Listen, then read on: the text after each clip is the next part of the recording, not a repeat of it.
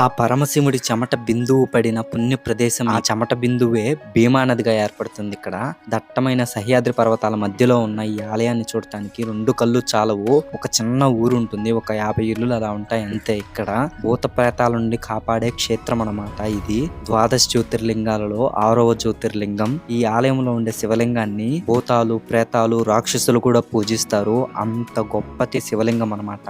ఈ ఆలయం పేరు భీమశంకర జ్యోతిర్లింగ ఆలయం. ఈ ప్రాంతం ఎక్కడ ఉందంటే మహారాష్ట్రలోని పూణేకి 125 కిలోమీటర్ల దూరంలో ఉన్న దట్టమైన సహ్యాద్రి పర్వతాల మధ్యలో ఉంటుంది ఈ ఆలయం. మన తెలుగు రాష్ట్రాల నుండి ముందుగా ఇక్కడికి రావడానికి మనం పూణే రీచ్ అవ్వాలి. పూణేకి రావడానికి ట్రైన్ డీటెయిల్స్ అన్ని ఇక్కడ ఇస్తాను, ఒకసారి చెక్ చేయండి. పూణేకి వచ్చిన తర్వాత పూణే సెంట్రల్ బస్ స్టాండ్ కి వెళ్ళాలి. చీకటితో వెళ్తే మంచిది, ఎందుకంటే ఇక్కడ నుంచి బస్సులు చీకటితోనే స్టార్ట్ అవుతాయి.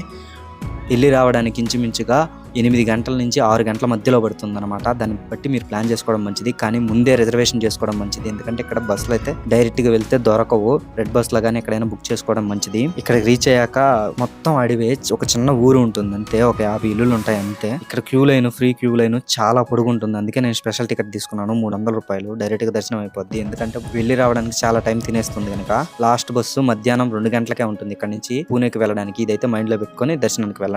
ఈ ఆలయంలో ఉండే భీమశంకర జ్యోతిర్లింగాన్ని మోటేశ్వర మహాదేవ్ అని కూడా పిలుస్తారు. ఎందుకంటే భీమశంకర శివలింగం ఆకారం చాలా పెద్దగా ఉంటుంది కనుక.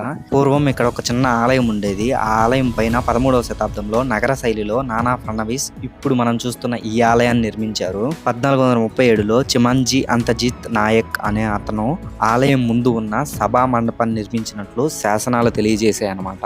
ఈ ఆలయ స్థల పురాణం గురించి శివ పురాణంలో కూడా వివరించబడింది. ఈ ప్రాంతంలో భీముడు అనే ఒక రాక్షసుడు ఉండేవాడు. ఆ రాక్షసుడు కుంభకర్ణుడు కుమారుడు అనమాట. తన తండ్రిని రాముడు చంపాడని తెలిసి తన తండ్రి మరణానికి పగ తీర్చుకోవాలని ఘోరమైన తపస్సు చేసి బ్రహ్మదేవుడిని ప్రసన్నం చేసుకుని అపారమైన శక్తిని పొందాడు. భీముడు తన వరం వలన దేవతల మీద దండయాత్ర చేసి దేవలోకాన్ని మొత్తాన్ని ఆక్రమించి దేవేంద్రుడిని కూడా తరిమేశాడు అనమాట.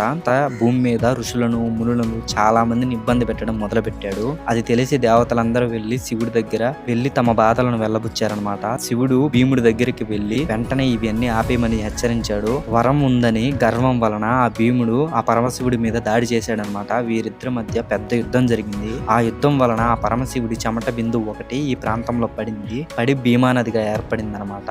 ఆ భీమాసురుడు వరం ఉన్నప్పటికీ ఆ పరమశివుడి శక్తుల ముందు నిలబడలేకపోయాడు. ఆ భీమాసురుణ్ణి సంహరించిన తర్వాత ఆ భీమాసురుడి తల్లి చాలా దీనంగా ఆ పరమశివుడిని ప్రార్థించింది. ప్రత్యక్షమై ఏమి కావాలో కోరుకో అనగా నా కొడుకు పేరు మీద ఇక్కడ కొలువు ఉండమని కోరింది. ఆ విధంగా భీమాశంకరుడిగా పరమశివుడు ఇక్కడ వెలిశాడనమాట.